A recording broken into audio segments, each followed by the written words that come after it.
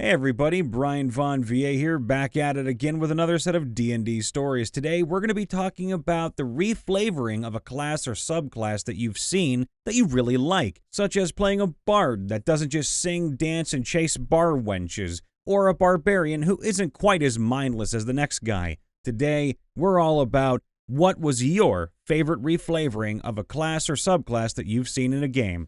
And be sure to leave a comment below letting us know what your favorite is too. My favorite I've seen was by user JWard on Reddit reflavoring his bard. Songs, "My bard isn't a pansy." He'd also beat the crap out of anyone who called him a bard. He's a dishonorably discharged former drill sergeant who aggressively motivates the battlefield through the power of rage and insults. His version of cure wounds is to grab you by your literal hair and pull you to your goddamn feet because you are not permitted to die without my say-so, and you had better learn to take a hit like a man and not some underdeveloped noblewoman's house cat. Song of Rest? Lutes are for elves. He will tell you the tales of battle and glory, and every single mistake you made in the last battle and how to fix it so next time you will be strong and better. Take your extra 1d6 healing and a pile of temporary hit points from his inspiring leader feat as well. Counter song? Counter bullshit. You don't get advantage on saving throws being frightened or charmed from flowery prose. You get it because he will put the fear of God in you and remind you that the person behind you is far more fucking frightening than whatever is making you piss your pants in front of you. If you step out of line, he will resurrect your worthless corpse from the dead just so he can kill you himself one last time. Expertise, intimidation, and athletics. There's the classic calm barbarian. Now mechanically they are a barbarian, but flavor-wise they are a monk who is only able to reach a calm state for a few moments. As an edit, geez, I ignore this comment for a few hours, and now it's on its way of being one of my highest rated ones. I've noticed this idea floating around in other posts in the past, though I envisioned Diablo 3's monk class for some reason while thinking about it. An absolutely normal fighter reflavored as a time manipulator. Action Surge was giving himself more time.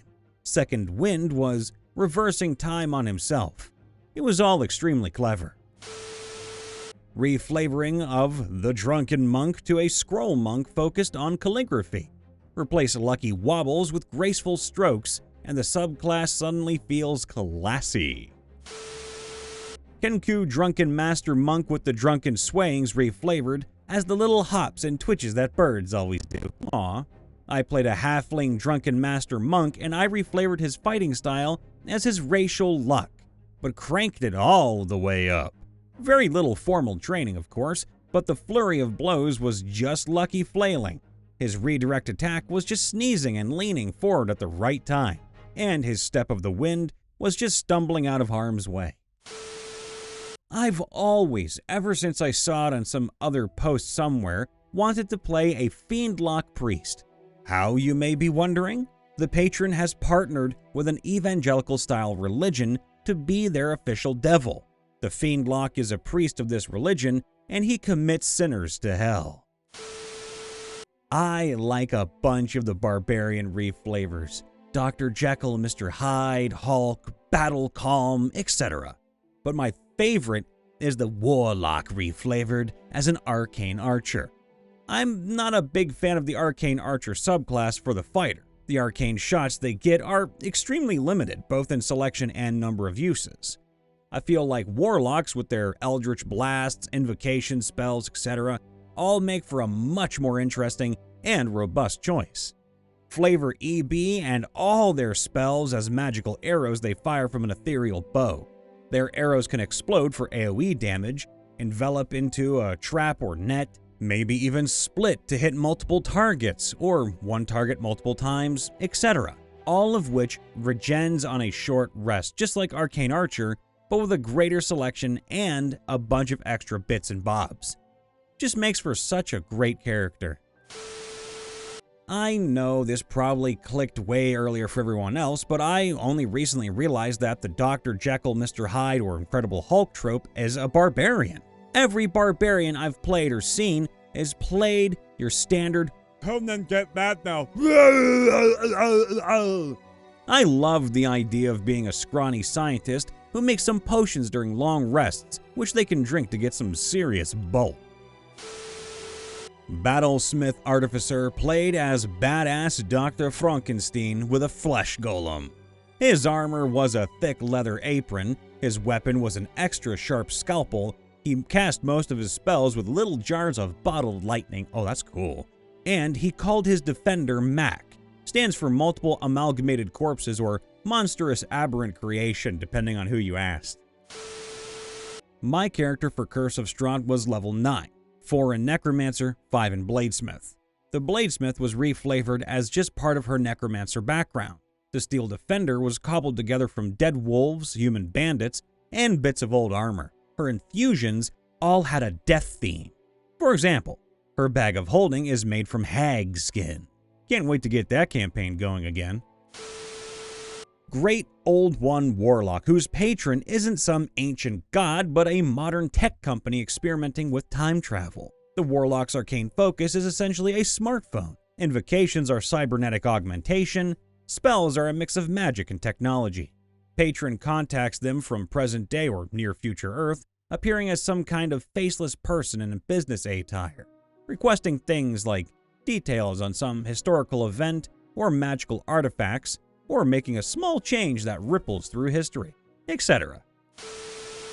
I've always enjoyed people flavoring bards as performers outside of just being musicians. There are funny examples, such as a bard who works in HR and uses motivational catchphrases and PowerPoint presentations instead of spells. Recently, I came up with a bard in possession of a cursed ventriloquist dummy.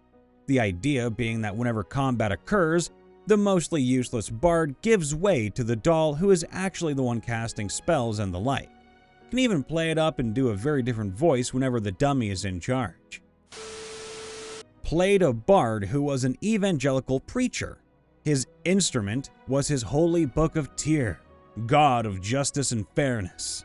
He had a stereotypical southern drawl and was usually described by others as a straight-laced cowboy preacher with a habit of using broken whiskey bottles and as daggers, and using the whiskey itself as communion wine. His magic was fueled by the stories of Tyr he would read from his book, and by his fervent, almost zealot-like faith. He'd get offended whenever someone called him a bard, as he introduced himself as Father Eli, and gave his profession as a preacher. At the end of the short campaign he was in, someone wanted to hire him as a bard, and he calmly turned them down, only to turn to the sky when they left and shout, "Why, oh, Tyr bless me with the knowledge of why I'm a minister, not a minstrel! Why, oh Lord, why do people keep calling me a bard?" They turned to the NPC cleric who he had been courting in the typical southern gentlemanly style, and asked her with a sad look on his face, "My dearest angel, sent to bless my life, tell me the truth. Do I come across like some kind of musical twat?" My fucking god, it was great! I enjoyed playing a warlock who was based on Gilgamesh from Fate.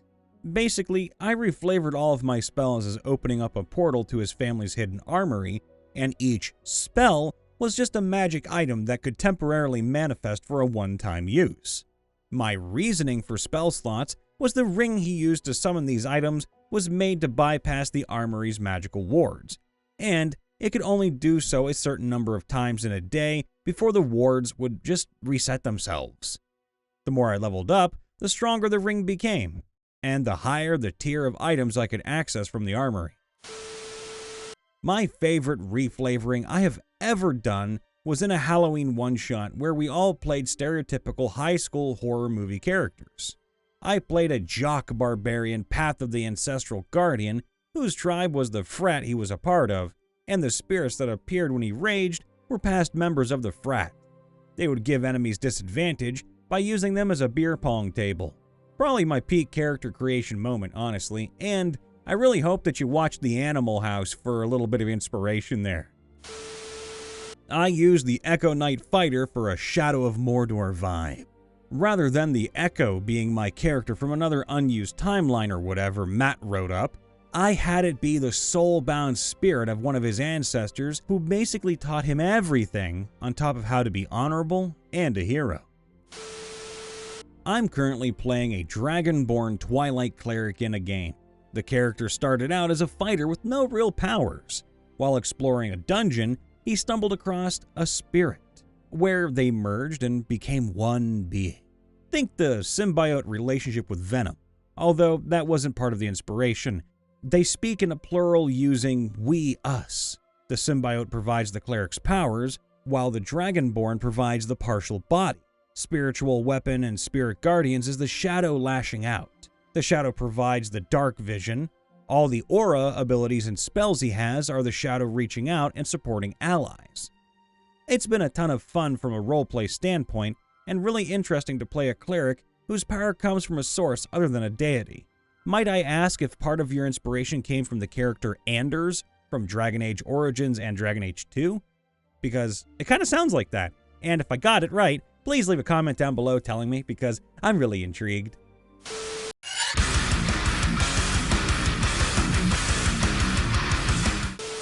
Hey everybody, Brian Von Vier here, checking in after the vid. Make sure to leave a like, subscribe, and to ring that bell so you, yes you, the listener, the viewer, the people all around the world who are inspired by our D&D stories, you can get notified when we post a brand new video or in the very rare event that we go live.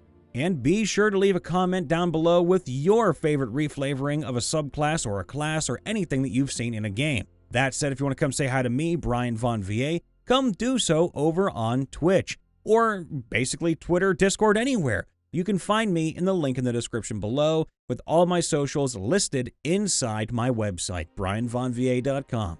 As always, I try to end things on a positive note, and I just want to say we're getting closer and closer to the year's end. It's been one heck of a year, hasn't it? We haven't quite got to the finale yet. We have one more month to go, in fact, but it's been a heck of a time. And I really hope that throughout all those struggles, troubles, and turmoil, that y'all have had a very good year, and that the next year brings a lot of happiness and joy. So, if you guys and gals and everybody in between, if you have a little moment to stop by and say hi, do so in the comments below and let us know the kind of good things that have been sort of peeking their heads out of the grass lately and just making you feel a little bit better and brighter. We love you all. We want you to be safe, happy, and healthy out there. And until next time, please keep yourself and others in your considerations. All the love, everybody. Toodaloo.